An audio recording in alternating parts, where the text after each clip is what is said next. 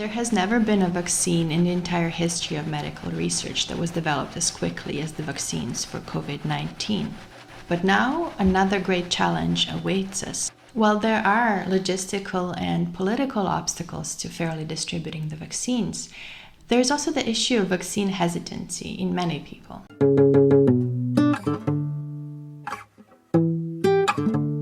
The stakes are very high. The lockdowns and the restrictions have led some people to financial ruin and have caused mental health issues in others and domestic violence in some families.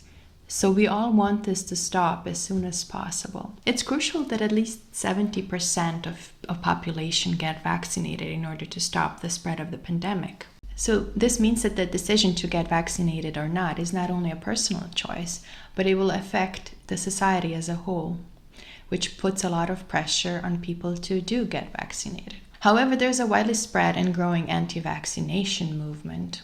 So it's usually the really extreme anti-vaxxers who get the most coverage in the news.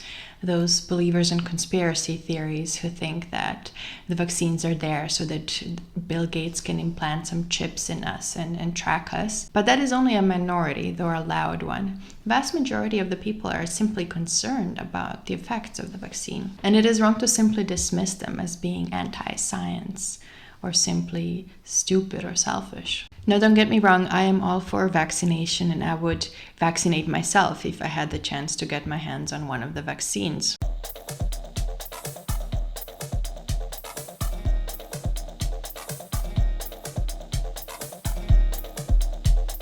However, I think it is an achievement that we live in a system where we're not compelled to take up medical procedures that we do not agree to. And after all, if it is 70% of the population that needs to be vaccinated in order for this pandemic to stop, then there is enough leeway for 30% of people not to get vaccinated, not to have to be pressured to be vaccinated. The philosopher Maya Goldenberg pleads for a more nuanced approach to vaccine hesitancy. She has just written what has to be the most timely philosophical book ever, with the title Vaccine Hesitancy, Public Trust, Expertise, and the War on Science. She has looked at empirical studies from anthropologists, sociologists, and medical experts, and has come to the conclusion that the vast majority of people who are hesitant to be vaccinated are not hesitant because they do not understand science. Some of them are in fact highly educated and understand the scientific principles of vaccination very well. A lot of them are, for example, nurses. But the biggest issue for these people, as Goldenberg emphasizes, is trust. They point out repeatedly that there's a conflict of interest in vaccine research. For instance, if we take the COVID-19 vaccines that have been developed, the companies that have developed these vaccines stand to make billions and billions of dollars for it. So how can we really trust them that they did not cut any corners? But in fact, most of the time when we take up any sort of medical procedure, we're in an extremely dependent position. We're in the position of epistemic dependency to medical experts. So epistemic comes from the Greek word episteme, which means knowledge, and it's a handy adjective that philosophers use. So the idea is that our knowledge of vaccination and our knowledge about the clinical studies done to prove the safety of this vaccination depend on the experts telling us that this is the case. Very few of us are able to evaluate the safety of this vaccine.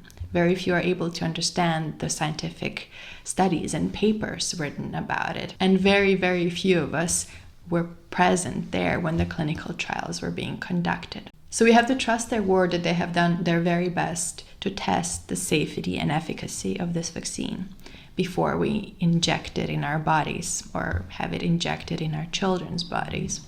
And the issue that comes up again and again in the studies Goldenberg discusses is that these people, usually mothers, because mothers make most of the health decision for children, are not taken seriously when they go to the doctor and when they ask questions about the safety of the vaccine. And this is a systematic problem because most doctors are extremely overworked and stressed and hardly have the time to address individual patients and their concerns. One of the empirical studies that Goldenberg cites states that we are more likely to trust people of whom we think that they want what is good for us, and not necessarily people with the highest degrees. In fact, we're less likely to trust people with PhDs because we think that they are able to trick us without us noticing it. So this means that for the people who are hesitant to take the vaccines, an issue of trust is in the center. It seems that some of them do not perceive doctors and medical researchers as people who want what is good for them. So precisely because we're in such a state of